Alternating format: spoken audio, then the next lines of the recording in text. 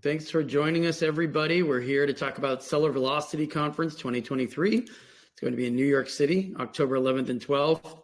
This year's theme is optimizing performance to drive brand growth. We've got a lot of great experts here to meet with and talk to all the wonderful brand owners who, in a sense, are expert level in their own brands, right? And since our attendees are usually pretty well versed in Amazon, they're experts in terms of e-commerce and Amazon operations. They want to rub elbows with experts and other successful brand owners. That's what Seller Velocity has always been about. Several wonderful speakers this year, of course. I'll do a quick intro based on maybe one or two things I know about you, and then we'll talk about what you're talking about at this year's conference. So maybe Emma, I'll start with you. Emma Shermer-Tamir of Marketing by Emma. And I've known you for a while. What were you doing just before you started Marketing by Emma?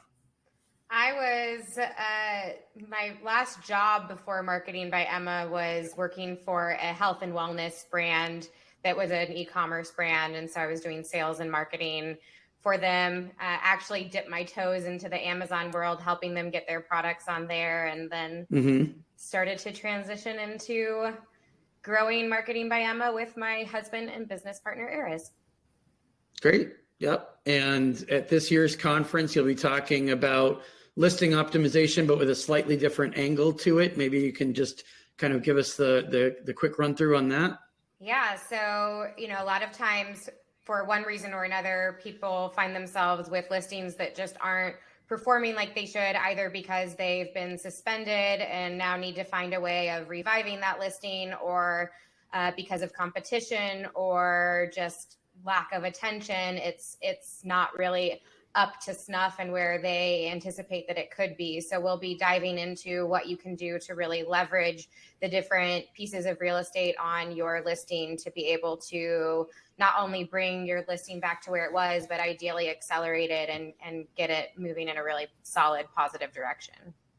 Yeah. And of course, we work with people who have their listings suspended all the time. All of their focus is on, I got to get this listing back up. I got to get it back up. But they probably don't have a plan for, oh, if this ever gets suspended, how will I get it back to where it was quickly, right? They're just focused on reinstatement.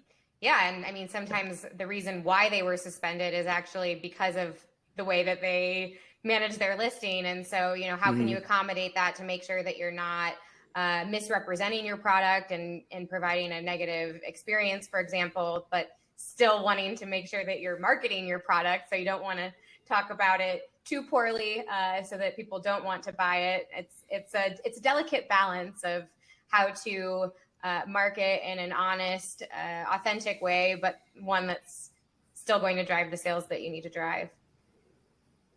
Exactly. And Leah, you know a lot about that, working with us at e-commerce. Chris, you'll be talking about compliance and troubleshooting. You'll be also moderating, by the way, not just speaking this year, but moderating the Seller Performance Amazonian panel on day 2, which, by the way, if you haven't checked out the conference details, day 2 is, I guess, can we call it upstate New York? We're taking people out of town, out of the city for the day. Does that count as upstate? I would say it's outside of Manhattan. Yeah. I know, non-New Yorker here. So you hear this word upstate New York thrown around. If you've ever lived in New York or even visited New York, you hear this term. I've never really had it defined, but we're grabbing everybody, getting you an hour and change outside the city. Yes. Yeah, we are going north outside of the city. So let's just call that upstate New York. Over there, but even though, Exactly. When you say an hour outside of the city, we don't mean we're taking you out to the eastern part of Long Island. We're not bringing you to the Hamptons. We're going north. I should make that very clear. So you'll be moderating the panel on day 2. On day 1, of course, you'll be speaking about, I'll give you a chance to run people through that for a second. Yeah, I'll be speaking about how to not get in trouble when you do all of this optimization. So, optimization is great, but if your listing is suspended or your account is suspended, it doesn't really help with much. So making sure that you're not making any mistakes when you are optimizing, and making sure that you have processes in place on a regular basis so you catch things before Amazon does. And yes, I'll be moderating the Seller Performance panel because I spend every day with ex-Amazonians, so why not the VIP day as well? Yeah. Not just me, by the way. There'll be other people other than me for anyone tired of the sound of my voice. So speaking of tired of my voice, Yoni, how are you doing? Can't complain. Summertime is beautiful. I'm loving it. It's great. Nice, nice. Yoni is one of the people where we get to exchange audio messages on WhatsApp. We have phone calls, the occasional text message, all forms of communication. Thank you again for sponsoring this year. Of course, you've sponsored us, I think, almost every year we've done Seller Velocity Conference. So what are you planning on? I'm sorry, go ahead. What do I plan? To speak or just to? What do you plan to, when you're interacting with people, when you're talking to them about pain points, strategy, plans for Q4? What do you plan on speaking with people most about this October, this Seller Velocity Conference? So this Seller Velocity, I think I want to focus on because we want to really optimize the business. So when I talk about optimization for my organization or any organization that I think of, it's really about the setup. If you have a good setup, and you pretty much you can optimize every component that you can within the organization. So I'm going to touch on a few points that within Seller Central and Amazon, how do you set up your account? There's some things that sellers can quickly overlook, and if they pay attention to it and optimize to these or opt into these programs or setups, they can actually save a lot in fees, for example, or can get the bonuses back from Amazon. And if you do that, I mean, that just goes to your bottom line profit. So I'm going to touch, upon these opportunities that sellers have, and of course, with Getira, we focus on the reconciliation, auditing, and going to the past, diving to the data, and finding an opportunity to recover funds that simply weren't available. And if you do that, this also helps to boost your profit line, your bottom line profit. But even more importantly than that, you can take this free cash flow and reinvest into the business. You can launch another product. You can, spend more on advertising, things of that nature. We see the cash, and when you boost the cash flow and you invest into the business, you get this compound ability to optimize your business and really sustain yourself long term for the future. Right. So next level, managing your money within Amazon's infrastructure. Yeah, I want to put a quick split on this. So many of the sellers are struggling to really be in business and really making sure that they have business model. Now, once they do and they realize, okay, I'm doing this business, have revenue, have profit, that's when they really have to gear into optimizing it on all fronts. So that's what we're kind of in this phase of Seller Velocity. We started this 4 or 5 years ago, Chris. I believe the first one we did was in New York City. Yep. Now, a lot of them are getting in. Some of them will be coming back. And now it's really about how to optimize every cylinder. So you really, you're pumping it with the right engine all the way to maximum profit. We've come full circle back in New York City this year. Yep. Very exciting. Janelle, I should have started with you. You're our MC this year. Right. Sweet. I'm so Janelle will be bringing all the positivity, all the excitement, and all the energy that she brought to our Bend conference last year, and also all of the limitless energy that Leah and I do not have as hosts and MCs.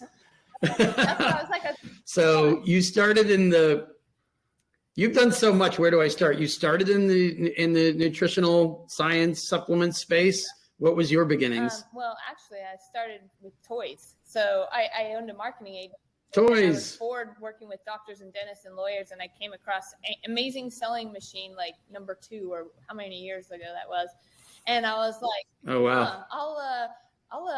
The marketing agency was running. I'm doing the CEO thing. And I was like, I've got some free time. I'm going to launch a brand on Amazon. That sounds fun.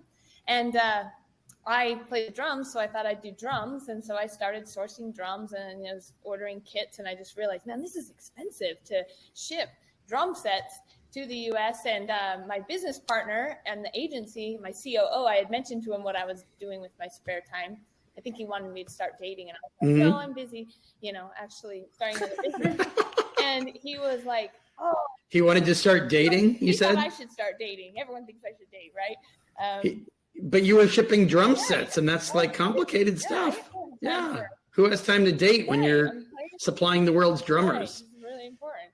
So anyhow, long story short, he was like, oh, I've always wanted to start a brand. My dream was to own a toy store. Here's a guy I worked with for like a decade, and I had no idea what his deepest dream was, and he wanted to be a toy store manager. So I was like, all right, dude.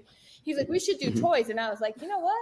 Those might be a lot cheaper than what I'm doing right now. So that's how Kickfire Classics was born. And we launched the toy line, and that was our first brand that we launched and scaled. And then I was in supplements prior to starting a marketing agency. I ran, the marketing department for a supplement company in the CrossFit industry. So I was like, man, I love me a good recurring subscription. So let's do a meal replacement weight loss shake. And so we developed Spello. and we launched and sold that brand as well. So that's how I got started on Amazon. And then because of my marketing background, I already knew how to content market. I started talking about what we were doing with our brands and was posting videos. I am kind of into YouTube, so I had a YouTube strategy. I started getting calls from everyone who wanted help with their Amazon listings. And I was like, okay, well, we have copywriters, we have designers. So that spun off my second agency, E-commerce Wranglers. It was actually Amazon Wranglers, but we got a cease and desist from Amazon, long story short. So I had 2 agencies that I started. So then we were doing listing optimization, mostly working with a lot of the Chinese companies at the time, big aggregators. Okay. That's how Nutraceutical found me. They called to hire my agency. They were manufacturing companies, still are, and they wanted to go direct to consumer. They're the largest manufacturer of supplements in the world. They had over 70 brands at the time. I was on the phone. They had just been acquired by private equity, so they had a lot of cash, and they were trying to hire my agency, and I was like boutique. I had like 25 employees. I was not interested in these guys. It would bog me down. So I was trying to get off the phone, be nice, give them some pointers and tips.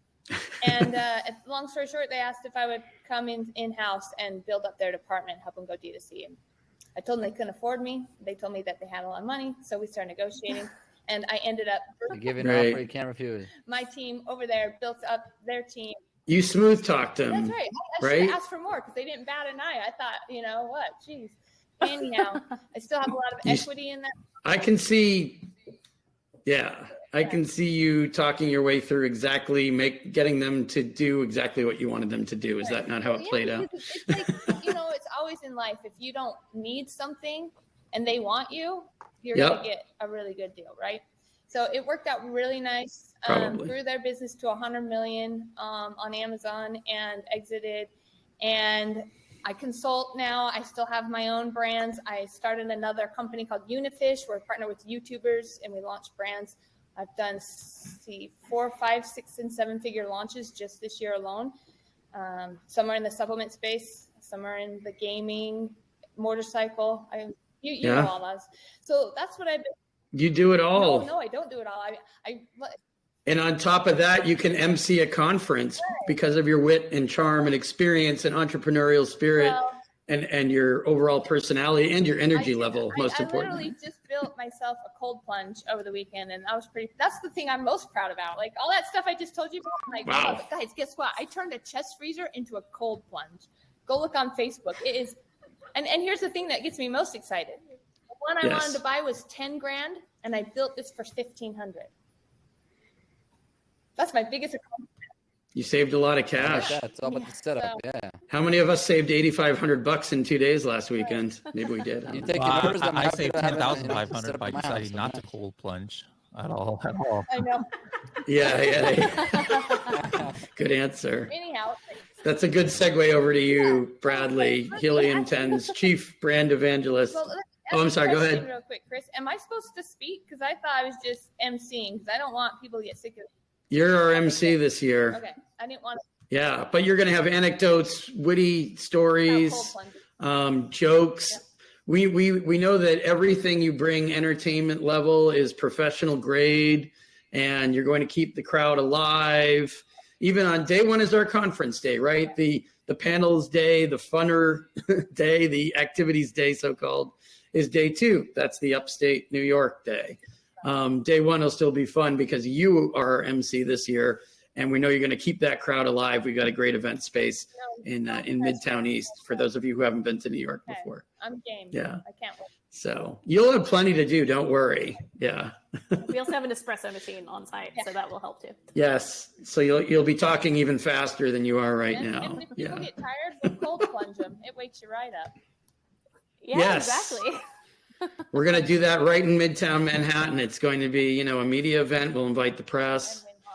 It'll be great. It's going to be a beautiful day. Yeah, exactly. So Bradley, I want to move over to our helium contingent, but Bradley Sutton needs no introduction.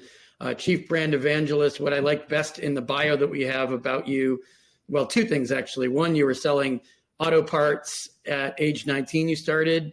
And number 2, you were at one point a sumo wrestler, which I don't think I knew. I knew about your Zumba fitness past. I didn't know about your sumo wrestling. So can we start with how long you were a wrestler and was that just something that you tricked us to put in your bio and you never I lived actually in did? Japan when I was little. So when I was young, I grew up watching sumo a lot. So it was always something I enjoyed. And then in my 20s, I found that there was actually local, clubs in America that did like amateur sumo, and there's a whole amateur sumo circuit, U.S. championships and whatnot. So I got really into it. I did it for about 5-6 years. It used to be an old MTV documentary show called True Life. They would do like different episodes. Like they featured me on one of those because it's kind of weird for an American to be into sumo wrestling. But I was like deep into it. Love. I still to this day love sumo wrestling. It's the thing I share with Ezra Firestone. A lot of people on this call probably know he's a big sumo fan as well. So we'll always be, when there's pro tournaments in Japan, we'll be DMing each other, talking about it and stuff like that. Oh, nice. Leah and I were in Japan earlier this year for the mastermind in April. Bradley was also there. Yeah. Bradley was, well, I mean, for people that aren't named Bradley on this recording or who are attending the conference, that is the last time we saw Bradley. So it's going to be great to see you again in New York. What are the key takeaways you plan to engage with our attendees on this? Well, one thing I do, because we all know the Amazon algorithm changes, frequently. Every, 9 to 14 months, I go heads down and I just do tons of testing to see what is working and what is not working in the algorithm. Because Amazon, as we know, is one of those spaces where, you could have the best strategy in the world, and then 5 months from now it's kind of useless because something might have changed on Amazon. If you're not checking it, you don't even know. So I'm actually in the midst now. The next month I've been already working on this a few weeks, but I've been just launching all these fake products, I guess, just to be able to try and break Amazon and try and see what's different. Just this weekend I got so excited. I was all posting in our internal Slack and stuff about some things I found that are different. And so I'm going to be sharing the results of what's working, what's not working, especially in regards to launch strategies and listing optimization, because those are the things I found have changed the most over the last few months on the Amazon algorithm. So I'll be talking about that. And I'll also be doing something I never really have done before, speaking on stage. My very first speaking event was actually in New York. It was ASGTG back in 2018, maybe, in Brooklyn. And since then, I've always kind of been known to be like, okay, here, strategy after strategy. This is what I do. And I'm, like I said, half my presentation will be on that, but I'm going to be doing, I have some unique viewpoints on kind of like life hack and mindset things that might blow people's mind. Because I've never shared it, before outside of my family. And so I'm going to be talking about that as kind of like the second half of my presentation, because I think as entrepreneurs, we sometimes can lose sight of what like some of these cliche things that people make fun of, but it's true. Like, what's your why and what motivates you, and how do you stay mentally, physically, emotionally stable in this crazy world that we're in without getting burned out. And so I'm going to talk about that a little bit. So kind of a personal approach to business, how it's impacted your life and how life impacts business. How I died for 10 minutes last year and what I learned from that. So I do have some unique, sumo wrestling, Zumba, death, like a lot of things. They don't have cold plunging on my bucket list. You're a unique guy. Hawaiian shirts. Yes. I'm no argument here. Yeah. This is one reason why we're so excited to have you this year. Yeah. Want to hear all of that, and looking forward to it for sure. Matt McGrory of Packview, how are you doing? Doing well. That is going to be really tough to follow. How are you going to follow what Bradley just said? I'm not even going to attempt to follow that. I am nowhere near that. Well, never will be, and that's okay. So. Well, let's jump into. So, how long have you been at Packview? There's some of the Packview history that I'm not familiar with, so maybe you can bring me up to speed. Yeah, I joined December 2018. So I think I was number 10 or 11. I think I was number 11, but I just say I was employee number 10, so I can say I was first 10. But been there for coming up on 4.5 years now, about 5 years in December.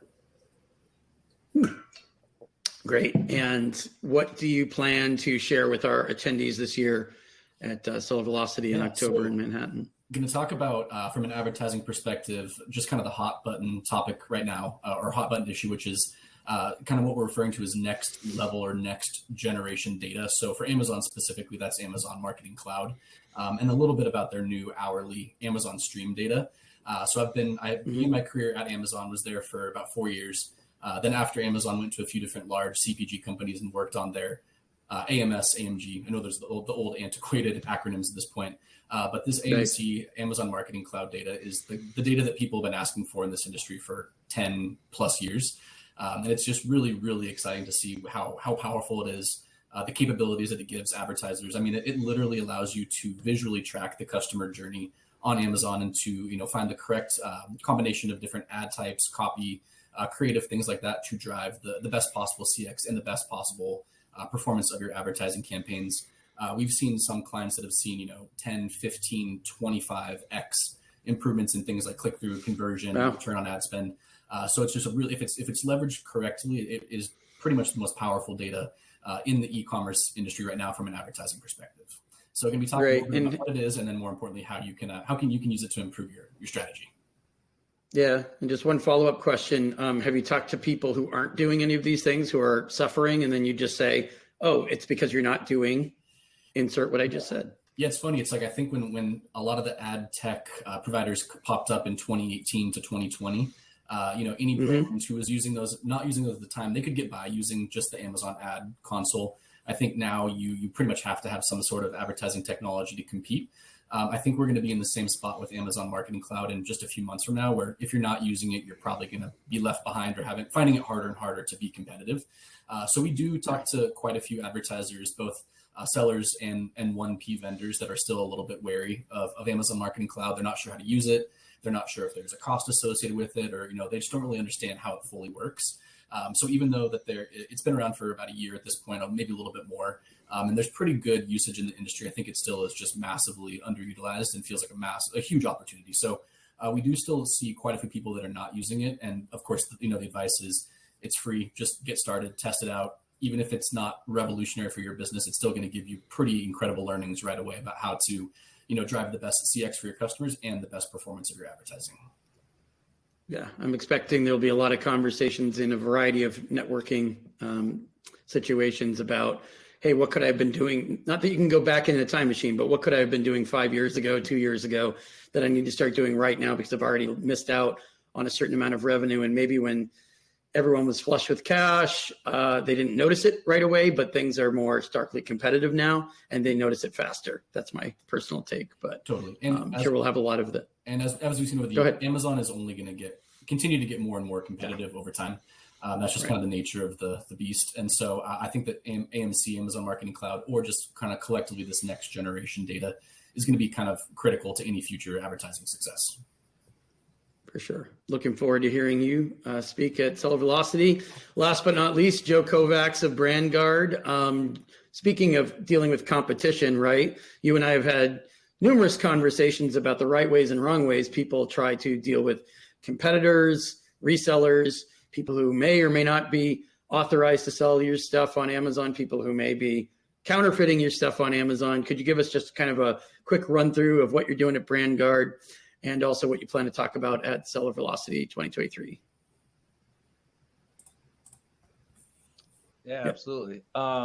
So yeah, I think, diving into some of these kind of helping show the nuances and some of the brand protection topics that come across the way. How do we deal with counterfeit? How do we deal with people that are reselling for larger sellers or more established brands that are either thinking about getting into more retail side of things off Amazon, or they're already there and they've developed more of an omni-channel presence. It's how do you sort of have your cake and eat it too, right? Like how do you maximize the retail channels while also not hurting your e-commerce channels, especially Amazon. And if you already cat's already out of the bag and you have a lot of issues, how do you sort through those and handle them in a legal and appropriate manner so that you're not using sort of black hat tactics or basically wrong tool for the wrong job, right? People using brand registry and other tools like transparency to try to handle the wrong, they're trying to solve a unauthorized legitimate reseller problem, like a counterfeit problem. And we see increasingly people getting, brands getting sued because they're doing the wrong things there, or, Amazon removes their rights to use brand registry in the future because they've used it inappropriately. So anyway, just a lot of good best practices and understanding kind of what are the right tools for the different types. For sure. And we've told you in the past, we've seen numerous, our attendees are typically, 7, 8, 9-figure brands, right? Doing a lot of business on Amazon. Who wants to be kicked out of brand registry and deal with that? Or who wants to have their IP, intellectual property claim rights, reporting rights revoked because they make mistakes doing this stuff, right? So avoiding potential nightmares, I'm assuming, is one of the brand protection strategies you'll be talking about. And we're thrilled to have you. Thanks for speaking. Thanks to everybody for being involved in this year's conference. Just a few kind of housekeeping issues before we wrap. The discount code for 25% off is Flash, right? I got that right, Leah? Flash, uppercase or lowercase, hopefully. Yes, any case. In any case, it's a 2-day event. All the information at sellervelocityconference.com. Space is limited, right? 100 attendees. So we want to make sure that we've got the right attendees, the right types of brands who are established, looking to grow, serious about maintaining their Amazon business, not in it for the short haul, but in it for the long term. Thank you for everybody joining us today. You'll have wonderful experts to rub elbows with when you're in Manhattan, New York City with us, October 11th and 12th. Any questions about it, let us know. And have a great day, guys. Take care, everybody. Thanks. See you soon. Bye.